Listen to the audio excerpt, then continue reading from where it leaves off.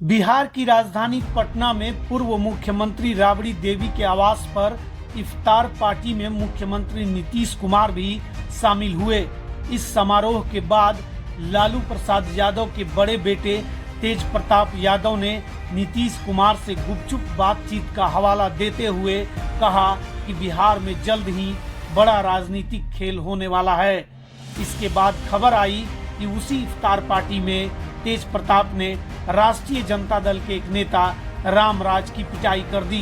इन दोनों ही वाकयों के बाद विवाद इतना बढ़ा तो 25 अप्रैल को तेज प्रताप ने ट्विटर पर एक और सनसनीखेज ऐलान कर दिया। तेज प्रताप ने लिखा कि मैंने अपने पिता के नक्शे कदम पर चलने का काम किया है, सभी कार्यकर्ताओं को सम्मान दिया, जल्द ही अपने पिता से मिलकर अपना इस्तीफा दूंगा। तेज प्रताप के इस बयान के बाद लालू परिवार एक बार फिर सुर्खियों में आ गया है। पटना में हाई वोल्टेज ड्रामा चल रहा है। मीडिया रिपोर्ट्स के मुताबिक मंगलवार 26 अप्रैल को देर रात 10 बजे तेज प्रताप अपनी मां राबड़ी देवी के आवास पर 10 सर्कुलर रोड पहुंचे। बताया जा रहा है कि वो रात अपनी मां के घर पर ही ठहरे और छोटे भाई तेजस्वी यादव से भी उनकी मुलाकात हुई। लेकिन ये पहली बार नहीं है जब तेज प्रताप अपने बयानों के कारण अपने परिवार और पार्टी के लिए परेशानी का सबब बने हों। इस तरह के विवादों से उनका नाता अब पुराना हो चला है।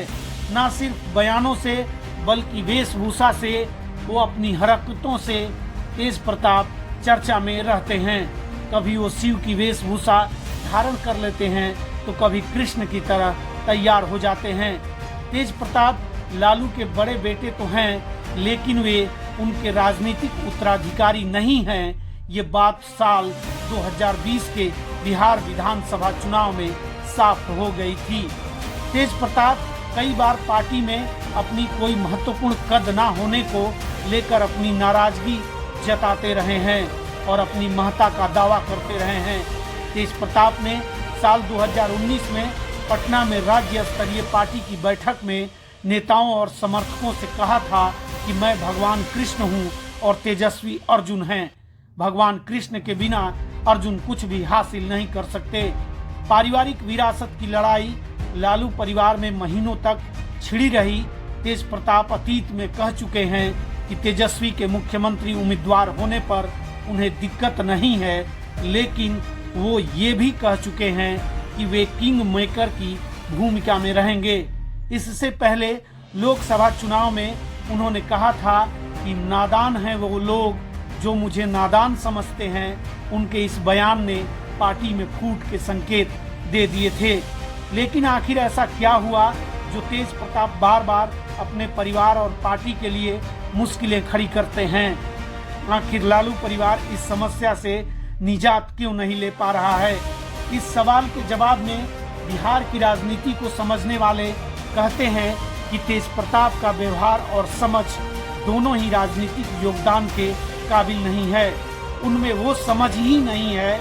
ऐसा नहीं है कि परिवार ने कोशिशें नहीं की, लेकिन उनकी मां, बहन और खुद लालू जी की कोशिशों के बाद वो बदल नहीं रहे हैं।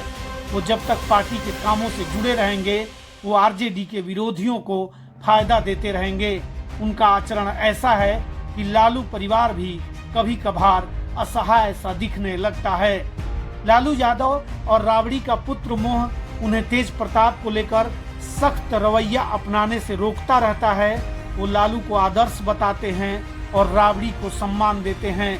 अगले ही पल कुछ ऐसा कर देते हैं जिसे यही लोग भंकते फिरते हैं। एक अहम बात यह है कि तेजस्वी के राजनीतिक सलाहकार लोग भी तेज प्रताप को बढ़ावा दे रहे हैं और आग में घी डालने का काम करते हैं। और तेज प्रताप भावनाओं में बहकर ऐसा कुछ कर देते हैं कि इसके बाद वो खुद ही तिरस्कृत महसूस करते हैं। अगर अब लालू परिवार ने तेज प्रताप पर सख्ती से एक्शन नहीं लिया तो उनका ये गैर जिम्मेदाराना रवैया पार्टी को और उनके भाई तेजस्वी को बड़ा नुकसान पहुंचा सकता है और तेजस्वी यादव के भविष्य में सीएम बनने की संभावनाओं को मिट्टी में मिला सकता है। राजद की सियासत को गंभीरता से समझने वाले कहते हैं कि निगेटिव पब्लिसिटी भी पब्लिसिटी है और राजनीति में खबरों में बने रहने का अपना महत्व है। रह गई बात किसी को संभालने की, तो ये राजनीति में मुमकिन नहीं है। राजनीति में कोई किसी को कंट्रोल नहीं कर सकता। एक बात और भी समझनी होगी कि राजनीतिक हवा बदलने की बात बीजेपी सतर्क हो जाती है, तो ऐसे में संभव है कि तेज प्रताप को इस्तीफा देने वाली बात कहने के लिए बोला गया हो, ताकि खबर को दबाकर कुछ और चर्चा में लाया जा सके। हो सकता है तेज प्रताप ने जो कहा उससे जेडीयू और आरजेडी में जो बात बन रही थी उसमें कोई दिक्कत हुई हो, तो क्राइसिस मैनेजमेंट के नाम पर ये किया जा रहा हो। हालांकि अब तक ये साफ नहीं है कि आखिर तेज प्रताप पार्टी में अपने पद से इस्तीफा देने वाले हैं या पार्टी छोड़ने वाले हैं। उन्हें ट्वीट किए 2 दिन हो चुके हैं और अब तक उन्होंने इस्तीफा नहीं दिया है। लेकिन लालू परिवार को जानने वाले कहते हैं कि इस बार भी कुछ नहीं होगा। हर बार की तरह दोनों भाइयों में मतभेद होता है और लालू जी से मुलाकात के बाद सब कुछ पहले जैसा हो जाता है। अब तक तो यही पैटर्न चलता आ रहा है। दोस्तों, चैनल को लाइक, सब्सक्राइब और शेयर जरूर करें।